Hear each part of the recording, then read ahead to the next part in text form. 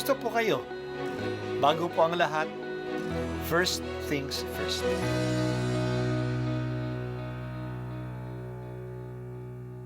Good morning po. Sinisimulan po natin ngayon ang first things first. At dito po, tinatalakay natin sa unang bahagi ng umaga natin ay ang first readings na binabasa po sa banal na misa. Ito pong tinatalakay natin kasi madalas po kasi marami na tayong alam tungkol sa gospel readings. Pero konti po ang nagsasalita sa first readings. Pero ang first readings, bahagi din po yan ng Biblia, ng banal na kasulatan.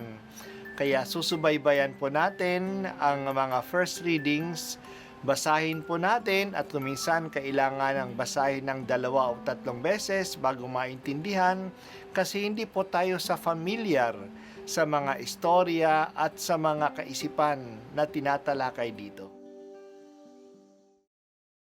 Ang pagbasa mula sa ikalawang sulat ni Apostol San Pablo sa mga taga-Korinto.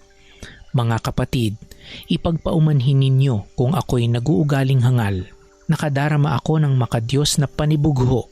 Tulad kayo ng isang malinis na dalagang ipinakipagtipan ko sa isang lalaki, kay Kristo. Ngunit nag-aalala akong baka malaso ng inyong isipan at mailayo kayo sa tapat at dalisay na pananalig kay Kristo. Tulad ni Eva, nanalin lang ng ahas. Sapagkat malugod ninyong tinatanggap ang sino mang dumarating at nangangaral ng ibang Jesus kaysa ipinangaral ko. Tinatanggap ninyo ang espiritu at aral na iba sa itinuro ko sa inyo. Palagay ko na may hindi ako huli sa magagaling na apostol na iyan. Maaaring hindi ako mahusay magsalita, ngunit hindi naman kapos sa kaalaman. Ipinakilala ko ito sa inyo sa lahat ng pagkakataon. Ipinangaral ko sa inyo ang mabuting balita, ngunit hindi ako humingi ng kabayaran. Ako'y nagpakaaba upang mataas kayo. Masasabi bang kasalanan ko ito?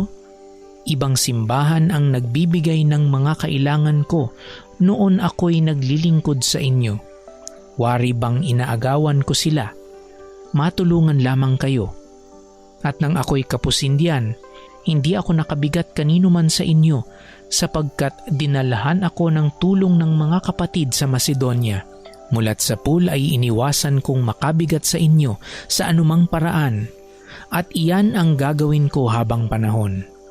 Sa ngalan ni Kristo na sumasa akin, hindi ako titigil ng pagmamapuring ito kahit saan diyan sa Akaya. Bakit ko ginawa ito? Dahil ba sa di ko kayo mahal? Alam ng Diyos, mahal na mahal ko kayo. Ang salita ng Diyos. Salamat sa Diyos. Pag-alis ni Pablo sa Korinto, may mga Kristiyano na nangangaral na dumating sa lungsod at sinisiraan nila si Pablo.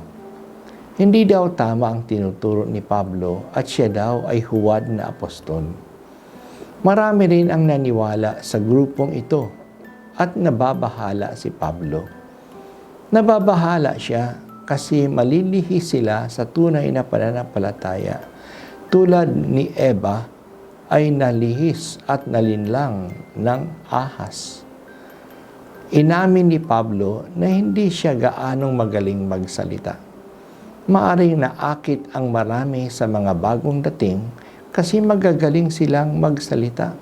Pero sabi ni Pablo na hindi naman siya nagkulang sa kaalaman. Isang ini-issue nila sa kanya ay hindi siya tumatanggap ng suporta sa mga Kristiyano sa Korinto. Ang totoo daw na apostol ay tumatanggap ng suporta sa community. Pero sabi ni Pablo, masama ba ito? Mabuti na nga at hindi ko kayo ginagambala. Kung may pangangailangan ako, ang mga communities sa Macedonia ang nagpapadala sa akin ng tulong. Dahil ba sa hindi ako tumatanggap sa inyo, hindi ko na kayo mahal? Alam ng Diyos na mahal ko kayo, ani Pablo. Nagsisentimiento dito si Pablo. Hindi naman sa nasiselo siya sa ibang nangangaral na mas magaling magsalita kaysa kanya. Ang pinagkakabalahan ni Pablo ay ang pananampalataya ng mga Kristiyano. Sinisiraan siya kasi may mga aral silang dala na iba kaysa wastong aral na itinuturo ni Pablo. Ayaw niyang magkamali ang mga Kristiyano sa Korinto sa kanilang pananampalataya. Hinahanda niya ang mga Kristiyano sa Korinto para kay Kristo tulad ng paghahanda ng babae na ikakasal para sa kanyang magiging asawa. Gusto niya na manatiling dalisay, pure, ang kanilang pananampalataya pagdating ni Kristo. Mahalaga ang wastong pananampalataya. Dapat tamang aral ang pinaniniwalaan kasi ang mga aral ng simbahan ay hindi aral na kung saan-saan lang nanggaling. Ito'y aral na pinahayag ng Diyos mismo. Kaya alagaan natin ito. Ito ang daan patungo sa langit, patungo sa tunay na kaligayahan. Kaya kapag maling aral na ang pinaniniwalaan, malilihis ang mga tao sa landas patungo sa kaligtasan. Kaya sana tayo rin, pahalagahan natin ang wastong aral. Kaya nga sa simbahan, mayroon tayong mga opisyal na katuruan upang gabayan tayo. Mayroon tayong Bible, mayroon tayong Catechism of the Catholic Church, mayroon tayong Catholic Social Teaching, mayroon tayong Santo Papa, mayroon tayong Second Vatican Council, at mga obispo na gumagabay sa atin.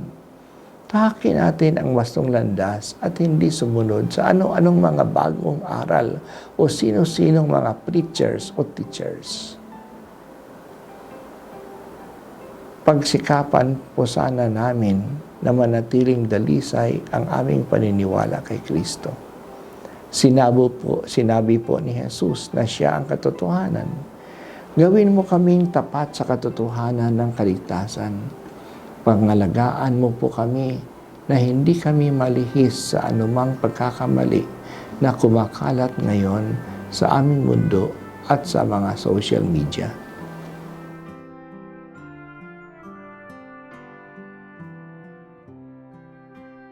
At ako po ay si Bishop Broderick Pabilio dito sa First Things First.